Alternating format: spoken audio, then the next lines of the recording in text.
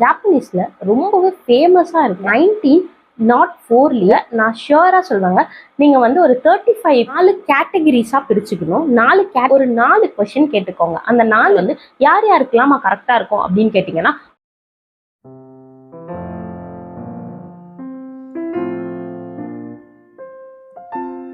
Welcome to the video friends. நான் உங்க அமிர்தா. நீங்க பார்த்துட்டு இருக்கிறது அமிர்தா வில்சன் சேனல். நம்ம இப்போ பார்க்க போகிற டாபிக் என்னன்னா காகிபோ மெத்தட். அதாவது ஜாப்பனீஸில் ரொம்பவே ஃபேமஸாக இருக்க ஒரு பட்ஜெட்டிங் மெத்தட். இந்த மெத்தடை எதுக்காக அவங்க யூஸ் பண்ணுறாங்க அப்படின்னா, அங்கே இருக்க ஹவுஸ் ஒய்ஃப்ஸ் எல்லாம் அவங்களோட மணியை கரெக்டாக மேனேஜ் பண்ணுறதுக்கு, ஒரு பட்ஜெட் கீப் அப் பண்ணுறதுக்காக இந்த ஒரு மெத்தடை அவங்க 1904 அவங்க இதை கண்டுபிடிச்சி யூஸ் பண்ண ஆரம்பிச்சிட்டாங்க. இன்னைக்கு அவங்க நம்மளை விட அட்வான்ஸாக இருக்க காரணமும் அதுதான். உலக போறப்ப சைனா ரொம்பவே வறுமையை சந்திச்சது. ஆனால் அந்த வறுமையிலேருந்து அவங்க வெளியே வர்றதுக்கு அப்போவே அவங்க பட்ஜெட்டிங்கில் ரொம்பவே ஸ்ட்ராங்காக இருந்திருக்காங்க.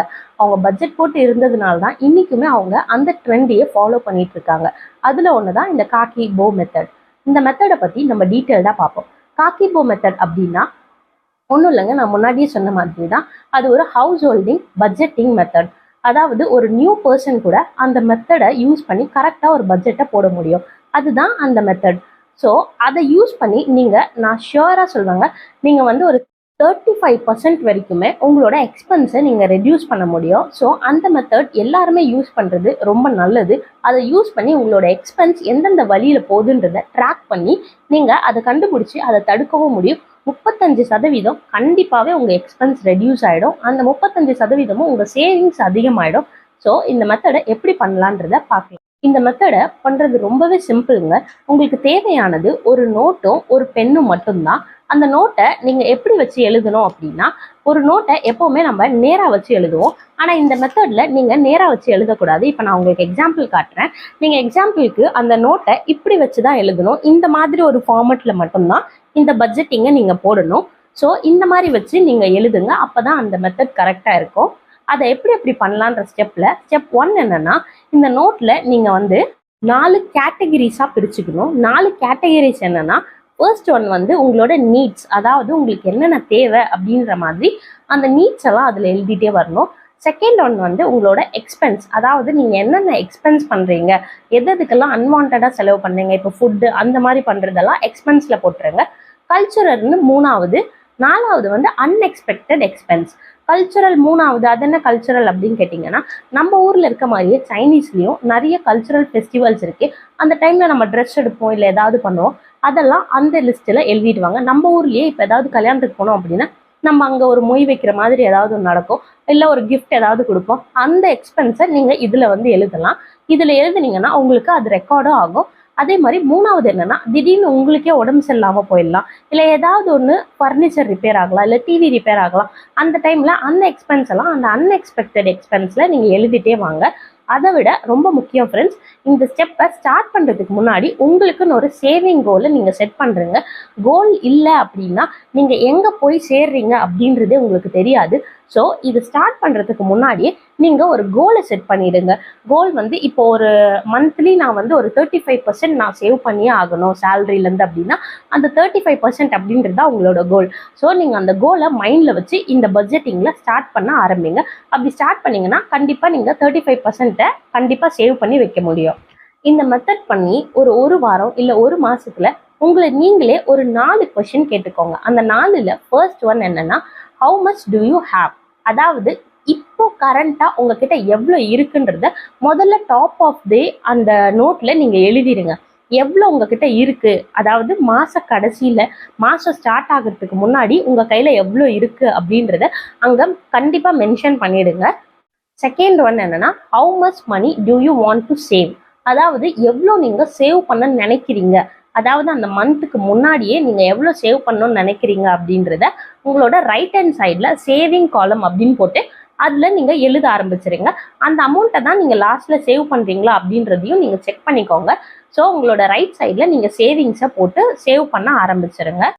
தேர்ட் கொஸ்டின் என்னன்னா, how much money are you spend, அதாவது நீங்கள் பட்ஜெட் போட ஆரம்பிச்சிட்டிங்க அப்படின்னாலே நீங்கள் ஒரு மாதத்துக்கு எவ்வளோ செலவு பண்ணுவீங்க அப்படின்றது உங்களுக்கு தெரிஞ்சிடும். அதே மாதிரி அந்த மந்தில் ஏதாவது புதுசாக எக்ஸ்பென்ஸ் உங்களுக்கு ஆட் ஆயிருக்கலாம். அந்த எக்ஸ்பென்ஸையுமே சேர்த்துக்கோங்க.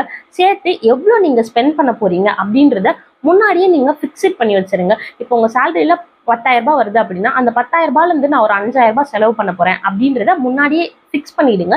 ஃபிக்ஸ் பண்ணிட்டு அந்த எக்ஸ்பென்ஸ்லேருந்து நான் எடுக்க மாட்டேன் அப்படின்ற ஒரு கோலையுமே நீங்கள் வச்சிருங்க. அப்படி வச்சுட்டீங்க அப்படின்னா அதை தாண்டி ஏதாவது வருதுன்னா அதை அந்த அன்எக்ஸ்பெக்டட் எக்ஸ்பென்ஸில் நீங்கள் எழுதி டேலி பண்ணிக்கோங்க.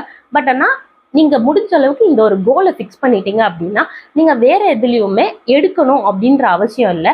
உங்கள் சேலரியிலேருந்து முன்னாடியே இவ்வளோதான் நான் ஸ்பெண்ட் பண்ண போகிறேன் அப்படின்னு சொல்லி நீங்கள் எடுத்து வச்சுக்கோங்க. உங்களோட எல்லா தேவைக்குமே சரி, இப்போ ஏதாவது ட்ரெஸ் வாங்கணும் எல்லாத்துக்குமே சேர்த்து அதுலேருந்து நீங்கள் எடுத்து வச்சுக்கோங்க. எடுத்து வச்சுக்கிட்டிங்கன்னா அது உங்களுக்கு முன்னாடியே இவ்வளோதான் நம்ம எடுக்க போகிறோம் அப்படின்றது ஒரு கிளியராக தெரிஞ்சிடும். ஸோ ஸ்பெண்ட் பண்ணாமையும் யாராலையுமே இருக்க முடியாது. ஸோ ஸ்பெண்ட் பண்ணி தான் ஆகணும். ஸ்பெண்ட் பண்ணுற அமௌண்ட்டை முன்னாடியே இவ்வளோதான் நான் பண்ண போகிறேன் அப்படின்றத நீங்கள் ஃபிக்ஸ் பண்ணி வச்சுக்கோங்க.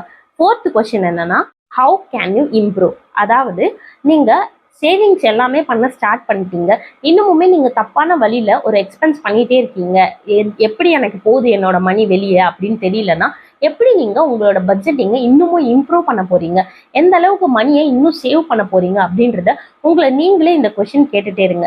நீங்கள் இதை கேட்க கேட்க உங்களுக்கே அதோட ஆன்சர் தெரிய ஆரம்பிச்சிடும். அது தெரிய ஆரம்பிச்சோடனே உங்கள் மணிஸை நீங்கள் இன்க்ரீஸ் பண்ண ஆரம்பிங்க. இப்போ இந்த மாதம் 2,000 ரூபாய் தான் உங்கள் சேவிங் கோல் அப்படின்னா அடுத்த மாதம் 4,000 ரூபாய் ஆக்குங்க. அந்த மாதிரி இன்க்ரீஸ் பண்ணிகிட்டே போனீங்கன்னா ஒரு வருஷத்தில் அதுவே உங்களுக்கு டபுள் மடங்காகி ஒரு பெரிய அமௌண்ட் உங்கள் கைக்கு வந்து சேரும். ஸோ அதை எப்படி இம்ப்ரூவ் பண்ணுறது, நம்மளோட சேவிங்ஸை எப்படி இம்ப்ரூவ் பண்ணுறது, அதை இன்வெஸ்ட் பண்ணலாமா இல்லை வேற ஏதாவது நம்ம அசெட்டில் இன்வெஸ்ட் பண்ணலாமா இல்லை கோல்டில் இன்வெஸ்ட் பண்ணலாமா அப்படின்றத நீங்கள் ஃபிக்ஸ் பண்ணி இம்ப்ரூவ் பண்ண ஆரம்பிங்க.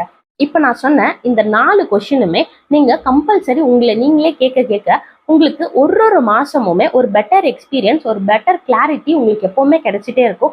ஸோ நீங்கள் பட்ஜெட் பண்ணுறதுல எந்த ஒரு தப்புமே பண்ண மாட்டீங்க. அதே மாதிரி இந்த ஒரு பர்டிகுலர் பட்ஜெட்டிங் மெத்தட் வந்து யார் யாருக்கெல்லாம் கரெக்டாக இருக்கும் அப்படின்னு கேட்டிங்கன்னா, புதுசாக இப்போ ஒருத்தவங்க நான் இப்போ தான் பட்ஜெட்டே போட போகிறேன் அப்படின்னு ஒருத்தவங்க சொல்கிறாங்கன்னா அவங்களுக்கு இது ரொம்பவே சூப்பரான ஒரு பட்ஜெட்டிங் மெத்தட். நான் ஏன் அப்படி சொல்கிறேன்னா, அவங்க நிறைய பட்ஜெட் மெத்தட் ட்ரை பண்ணியிருக்க மாட்டாங்க. ட்ரை பண்ணாமல் இதை முதல்ல ஸ்டார்ட் பண்ணும்போதே அவங்க இதில் ஒரு எக்ஸ்பர்ட் ஆகிடுவாங்க. அதே மாதிரி 2வது பர்சன் யாருன்னு பார்த்தீங்கன்னா, இதுக்கு முன்னாடி நிறைய ட்ரை பண்ணியிருப்பாங்க, அதெல்லாம் அவங்களால ரெகுலராக பண்ணியிருக்க முடியாது. ஏன்னா அது எல்லாமே அவங்க வந்து டிரான்சாக்ஷனை கரெக்டாக அவங்க ஞாபகம் வச்சிருக்க மாட்டாங்க. எழுதுறதுக்கும் அவங்களுக்கு கரெக்டாக ஒரு மெத்தட் வந்திருக்காது. இதில் இந்த மெத்தடில் இருக்க ஒரு பெனிஃபிட் என்னன்னு பார்த்தீங்கன்னா, இதை நீங்கள் உங்கள் கையால் எழுத போறீங்க. எழுதுறதுனால உங்களோட மென்டல் பவருமே இம்ப்ரூவ் ஆக தான் போகுது இதில். ஸோ ரைட்டிங் அப்படின்றது ரொம்ப இம்பார்ட்டன்ட். நான் ஏன் அப்படி சொல்கிறேன்னா, ரைட்டிங் வந்து உங்களுக்கு எப்போவுமே உங்களோட சப்கான்ஷியஸ் மைண்டில் போய் அது சேவ் ஆகிடும். ஸோ நீங்கள் ரைட் பண்ண ஆரம்பிக்கும் போது நீங்கள் எவ்வளோ செலவு பண்ணுறீங்க, எவ்வளோ சேர்த்து வைக்கிறீங்க அப்படின்றது உங்களுக்கே ஒரு மோட்டிவேஷனலை கொடுக்க அது ஸ்டார்ட் பண்ண ஆரம்பிக்கும். அந்த மாதிரி யார் இர்ரெகுலராக பண்ணுறாங்களோ அவங்களுக்குமே இந்த மெத்தட் ரொம்பவே யூஸ்ஃபுல்லாக இருக்கும், ரெகுலராக ஒரு பட்ஜெட்டிங்கை கொண்டு வரதுக்கு. 3வது யாருக்கு சூட் ஆகும்னு பார்த்தீங்கன்னா, ரொம்பவே பயப்படுறவங்களுக்கு. இப்போது நான் இவ்வளோதான் சேலரி வாங்குறேன், இதை வச்சு நான் என்ன பண்ணுறதுன்னு தெரியலை அப்படின்னு பயந்தே இருப்பாங்க. அவங்கள பட்ஜெட் போட சொன்னாலும் அவங்களுக்கு பட்ஜெட் போட தெரியாது, எனக்கு அதை எப்படி பண்ணணும்னு தெரியாது, நான் ஏதாவது பண்ணி தப்பாயிடுமோ அப்படின்னு பயப்படுறவங்களுக்கு இந்த ஒரு மெத்தட் வந்து ரொம்ப ஈஸியான மெத்தட் தான் இது. இதை யார் வேணாலும் பண்ணிடலாம். ஒரு லெட்ஜர் காலம் மாதிரி ஓப்பன் பண்ணி நான் சொன்ன மாதிரி நோட்டை வச்சு 4 காலம் ஓப்பன் பண்ணி நீங்கள் அதில் பண்ணீங்க அப்படின்னா அழகாகவே நீங்கள் ஒரு மந்த்லி உங்களுக்கு எடுத்து பார்க்கும் போது கூட நெக்ஸ்ட் மந்த் நீங்கள் பார்த்தா கூட நீங்கள் என்னென்ன பண்ணியிருக்கீங்க அப்படின்னு சொல்லி உங்களால் ஈஸியாக சொல்ல முடியும். ஸோ இந்த மெத்தடை எல்லாருமே ஃபாலோ பண்ணுங்க. ஃபாலோ பண்ணீங்கன்னா நான் ஷியோராக சொல்வேன் 35% உங்களோட எக்ஸ்பென்ஸை நீங்கள் ரெடியூஸ் பண்ண முடியும். ஸோ இந்த வீடியோவில் நீங்கள் ஜாப்பனீஸ் மெத்தடை பற்றி நல்லா புரிஞ்சுட்டு இருப்பீங்க. அதை நீங்களும் ட்ரை பண்ணுவீங்கன்னு நான் நினைக்கிறேன். ஸோ தேங்க்யூ ஃபார் வாட்சிங் this video. Stay happy, stay healthy, stay positive. Bye by.